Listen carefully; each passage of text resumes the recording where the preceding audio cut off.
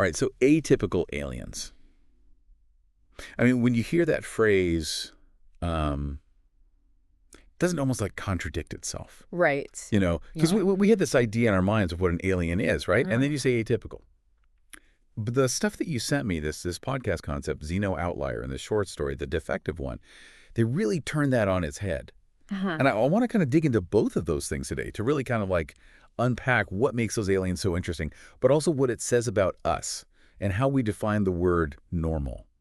Yeah, I think one of the really interesting things about both Xeno Outlier and the defective one is that they challenge our very narrow sort of preconceptions about what an alien could be. Right. We tend to think in terms of like, bug-eyed monsters or these sort of hyperlogical beings. Right. But, these two sources you sent over really suggest that it could be so much more than that. Yeah. And let's start with Xeno Outlier. Yeah. So paint the picture for the listener. Yeah. Xeno Outlier is a podcast, and the main character is Xylo, and Xylo is an alien, and Xylo is from this incredibly intelligent conqueror species. I mean, we're talking about a civilization that would put our history books to shame. Right. But Xylo is an artist Yeah. and a dreamer. Yeah. And so instead of galactic domination, Xylo's really interested in creation and new ideas and maybe even connecting with humans, right? Yeah. And it's so interesting because we always just assume that every member of an alien species is going to be, the same. Right? Well, yeah. I mean, if you think about what it means to be human, I mean, we certainly don't all share the same values, the same ambitions. Right. So why would we expect an entire species, an entire civilization on some distant world, across countless individuals, to all be the same? Xylo's very existence challenges that very simple and monolithic view of an alien society. And I think it's particularly interesting in the concept that Xylo is really struggling with their place in that society. That they're clearly talented, they have artistic ambition, and yet their society doesn't value those things at all. Yeah. It really raises questions about the potential for individuals, even within a society, to diverge and to have talents and abilities and desires that their own society may not understand or appreciate. Right. And then there's some of these really interesting episode ideas like, first contact, second thoughts. Mm. And that idea that Xylo arrives on Earth and they're completely baffled by our, I guess our kind of cheesy portrayals of aliens in fiction, right? Right. Like they can't believe how bad it is. Yeah. Or like alien influencer. This idea that Xylo is this artist and they become a social media influencer, but of course, they have to keep their true identity a secret. So there's this really cool mix of humor in there, but also, a real genuine exploration of what it means to be different, not just for Xylo, but for, a species, trying to make sense of another one. And it forces us to confront our own biases and our own preconceptions. Yeah. We tend to assume that aliens are going to be very different from us, but in Xylo's case, they are sort of forced to confront the fact that we're different from them in ways that they couldn't even imagine. Right. And then there's this really interesting idea about galactic haters and, Xylo actually receiving criticism from their own species for, stepping outside the norm. I mean, that's a theme that I think is very familiar to many people. I mean, we've all encountered it at one point or another in our own lives. Yeah, for sure. So let's shift gears. Let's talk about this short story, the defective one.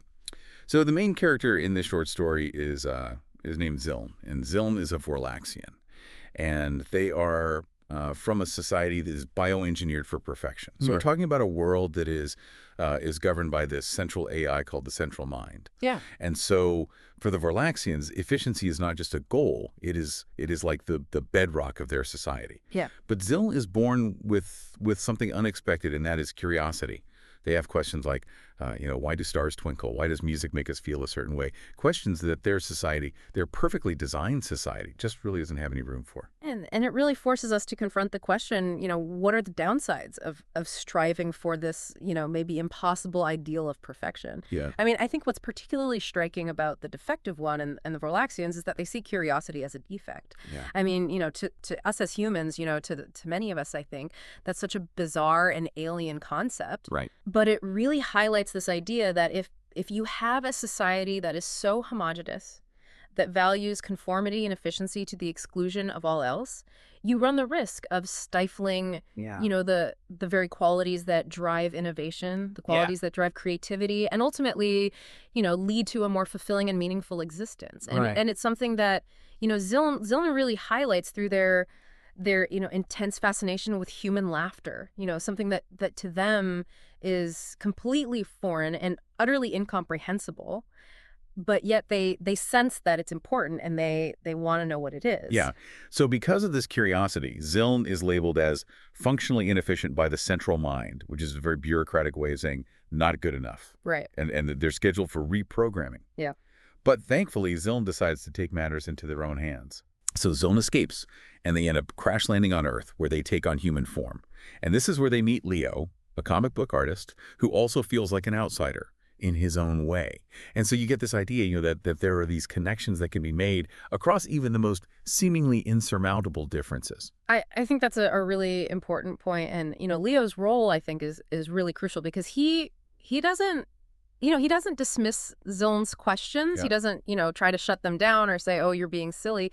Instead, he welcomes Ziln's curiosity and really introduces Ziln to this incredible richness of human culture. And so, Yeah. Ziln is suddenly exposed to art and music and stories and just even simple everyday conversations. Right. And it's really transformative for them because it suddenly reveals how much their own society had denied them. I mean, it's a really powerful message about the importance of seeking out diverse perspectives and the way in which, encountering different ways of thinking can really broaden your understanding of yourself and of the universe. Okay, so here's where things get interesting. The Vorlaxian elders, they dispatch this hunter drone to retrieve Ziln. Uh-huh. But Ziln, instead of engaging in some kind of physical confrontation, instead uses the things that they have learned from humans. Yeah. This improvisation, this creativity, this emotion to completely overwhelm the drone. I was talking stories, music, feelings, all of this stuff that this purely logical machine, it just can't process it. So the drone ends up shutting down. Yeah. I mean, it's almost like this David and Goliath story with a really interesting twist. What does that say about the limitations of pure logic? I mean, clearly there are limits to logic, right? I think it does. It really suggests that there are limits to logic and that, these seemingly irrational aspects of human existence, creativity, emotion, empathy, even these things can't be easily reduced to, ones and zeros. They have a power all their own. And that's something that I think, Ziln very cleverly exploits. Yeah. And so ultimately Ziln decides to stay on Earth, and they adopt the name Z, and they become Leo's assistant, helping him to create these really interesting comics about an alien searching for meaning. Yeah. And it's so meta because here you have Ziln discovering their own identity while creating stories about an alien discovering theirs. It's beautiful, right? Yeah. It's like this, it's like this meta narrative about self-discovery. Yeah. And it's a really powerful statement, I think, about the importance of embracing difference. Yeah. Ziln goes from being labeled as defective by their own society to finding a true sense of belonging and freedom through, connecting with and learning from a completely different culture. I think that's a really powerful message. So we have these two really great examples of atypical aliens, right? Yeah. We have Xylo, this artist in this conqueror culture. And Xylo seems driven by this desire to connect, to build bridges between species, right? And then we have Ziln, who's got this innate curiosity in this society that's all about perfection, and Ziln's journey is much more about individual freedom and self-discovery. And for Ziln, they really embrace their unique qualities and this idea of human culture to find themselves. Yeah. It's so interesting. So looking at these two, I mean, what does it mean for a society to define normal, whether that's, a society on Earth or somewhere else? What are the consequences of that? I mean, obviously we're seeing it with Xylo and Ziln.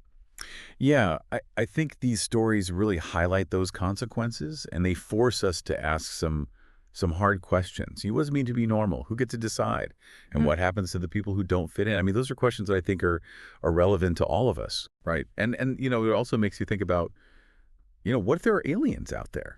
I mean, I know we all kind of wonder that, but these stories, I think, force us to think maybe a little bit differently about what those aliens might be like. I mean, who's to say there aren't artists in a warrior culture or curious individuals in a society that's all about perfection? Yeah.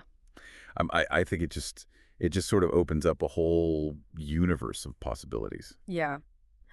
I completely agree. And it makes you, going back to the defective one, it makes you think about, this idea that the hunter drone is ultimately unable to comprehend what it calls the illogical beauty of humanity. Yeah. I think it's interesting to think about, what aspects of human culture, what aspects of the human experience might be completely alien to a purely logical or purely conquest-driven species. I mean, is it our capacity for kindness, Well, our love of music or art? I mean, is it our the fact that we can experience these complex emotions? yeah, Those are all things that I think would be very difficult for a purely logical machine to understand.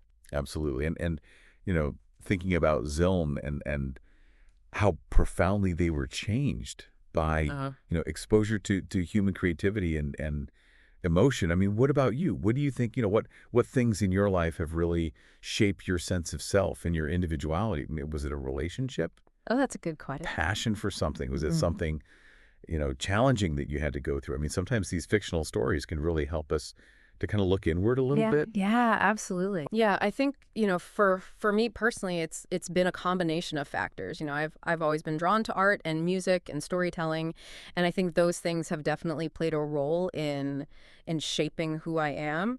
But also, I've gone through some difficult times in my life, and I think those challenges have really forced me to grow and to learn and to become more resilient. So I think it's really a combination of all of those things. Yeah.